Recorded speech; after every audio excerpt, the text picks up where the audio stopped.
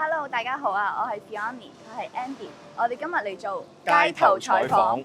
咦，Andy 問你一個小問題啊，你知唔知乜嘢係育苗獎學金啊？我梗係知啦，育苗獎學金咧，我上一年我個 friend 就拉咗去報名啦。我知道你知道啦，不如我哋一齊去問下其他同學仔，睇佢哋知唔知道乜嘢係育苗獎學金啦。好啊，咁你一齊 Let's Let's go。 go。Hello，得唔得助你少少時間，我想訪問下你啊？可以啊，你知唔知咩係育苗獎學金咧？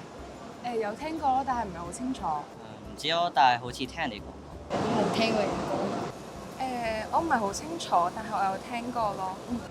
有聽講過，係咪可以用嚟申請交流團㗎？育苗獎學金啊，照字面意思嚟講，育苗就應該係種植、種野果嗰啲。咁獎學金會唔會係成績優異或者品行優良學生會有獎學金獎勵啊？終於有同學仔答得最遲啦！咦，咁既然 Andy 你知道乜嘢係育苗獎學金，不如你同大家一齊分享下。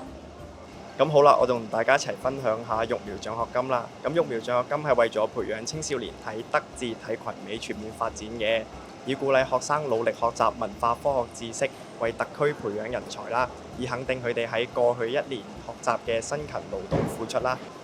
而獲獎嘅同學更可以參加育苗學習交流團，我哋走出澳門去擁抱世界。